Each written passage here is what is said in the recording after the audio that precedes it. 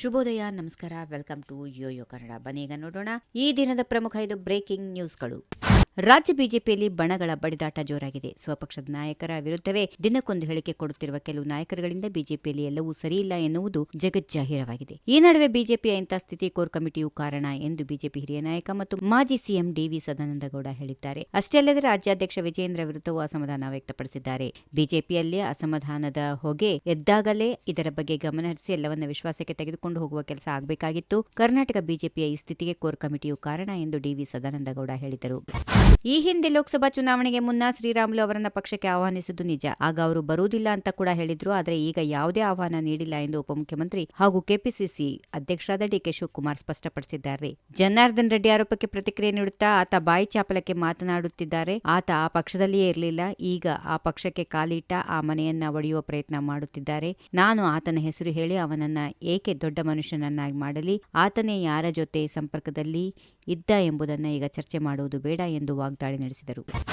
ಮಾಜಿ ಸಚಿವರಾದ ಬಿ. ಶ್ರೀರಾಮುಲು ಮತ್ತು ಜನಾರ್ದನ್ ರೆಡ್ಡಿ ನಡುವೆ ವಾಕ್ಸಮರ ತೀವ್ರಗೊಂಡ ಬೆನ್ನಲ್ಲೇ ಬಿಜೆಪಿ ರಾಜ್ಯಾಧ್ಯಕ್ಷ ಬಿ.ವೈ. ವಿಜೇಂದ್ರ ದೆಹಲಿಗೆ ದಿಢೀರಂತ ಭೇಟಿ ನೀಡಿದ್ದು ಕುತೂಹಲ ಮೂಡಿಸಿದೆ. ಶ್ರೀರಾಮುಲು ಮತ್ತು ರೆಡ್ಡಿ ನಡುವಿನ ಬಹಿರಂಗ ಸಮರದ ಬಗ್ಗೆ ರಾಜ್ಯ ಬಿಜೆಪಿಯಲ್ಲಿ ಬಿರುಸಿನ ಚರ್ಚೆ ನಡೆದಿದ್ದು, ಯಾವುದೇ ಕಾರಣಕ್ಕೂ ಶ್ರೀರಾಮುಲು ಅವರು ಪಕ್ಷ ತೊರೆಯದಂತೆ ಎಚ್ಚರಿಕೆ ವಹಿಸಬೇಕು ಎಂಬ ಅಭಿಪ್ರಾಯ ವ್ಯಕ್ತವಾಗಿದೆ. ಇದರ ಮಧ್ಯೆ ವಿಜೇಂದ್ರ ದೆಹಲಿಗೆ ತೆರಳಿದ್ದು ಕುತೂಹಲಕ್ಕೆ ಕಾರಣವಾಗಿದೆ. ಆದರೆ ವಿಜೇಂದ್ರ ಖಾಸಗಿ ಕೆಲಸ ನಿಮಿತ್ತ ದೆಹಲಿಗೆ ತೆರಳಿದ್ದಾರೆ ಹೊರತು ರಾಜಕೀಯ ಉದ್ದೇಶಕ್ಕಾಗಿ ಅಲ್ಲ ಎಂದು ಅವರ ಆಪ್ತರು ಸ್ಪಷ್ಟನೆ ನೀಡಿದ್ದಾರೆ. ಪ್ರಾಣ ಸ್ನೇಹಿತರು ಎಂದೇ ಗುರುತಿಸಿಕೊಂಡಿದ್ದ ಮಾಜಿ ಸಚಿವ ಬಿ. ಶ್ರೀರಾಮುಲು ಹಾಗೂ ಶಾಸಕ ಜನಾರ್ದನ್ ರೆಡ್ಡಿ ನಡುವಿನ ಮುಸುಕಿನ ಗುದ್ದಾಟ ಕೊನೆಗೂ ಸ್ಫೋಟಗೊಂಡಿದೆ. ರೆಡ್ಡಿ ವಿರುದ್ಧ ಶ್ರೀರಾಮುಲು ಬಹಿರಂಗವಾಗಿಯೇ ಧ್ವನಿ ಎತ್ತಿರುವುದು. ಶ್ರೀರಾಮುಲು ಹೇಳಿಕೆಗೆ ಇದೀಗ ಜನಾರ್ದನ್ ರೆಡ್ಡಿ ಕೂಡ ತಿರುಗೇಟು ನೀಡಿದ್ದಾರೆ. ನಾನು ಸಿಬಿಐ ಪ್ರಕರಣವನ್ನು ನೋಡಿದ್ದೇನೆ. ಇನ್ನು ಶ್ರೀರಾಮುಲು ಬೆಂಬಲಿಗರು ನನ್ನ ವಿರುದ್ಧ ನೀಡಿರುವ ದೂರು ಯಾವ ಲೆಕ್ಕ? ನಾನು ಯಾವುದೋ ದೂರಿಗೆ ಜಗ್ಗುವವನಲ್ಲ, ಹೆದರಲ್ಲ ಎನ್ನುವ ಮೂಲಕ ಶ್ರೀರಾಮುಲು ಬೆಂಬಲಿಗರಿಗೆ ಶಾಸಕ ಜನಾರ್ದನ್ ರೆಡ್ಡಿ ತಿರುಗೇಟು ನೀಡಿದ್ದಾರೆ.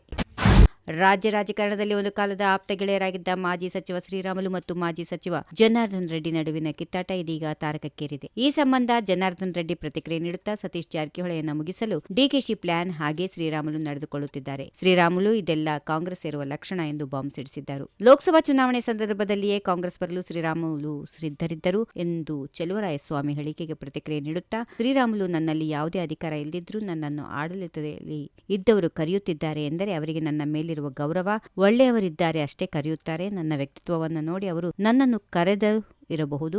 ಅವರ ದೊಡ್ಡತನಕ್ಕೆ ನಾನು ಕೈ ಮುಗಿಯುತ್ತೇನೆ ಎಂದು ಹೇಳಿದ್ದಾರೆ. ಈ ವಿಡಿಯೋ ನಿಮಗೆ ಇಷ್ಟವಾದಲ್ಲಿ ಲೈಕ್ ಮಾಡಿ, ಶೇರ್ ಮಾಡಿ, ಸಬ್ಸ್ಕ್ರೈಬ್ ಮಾಡಿ.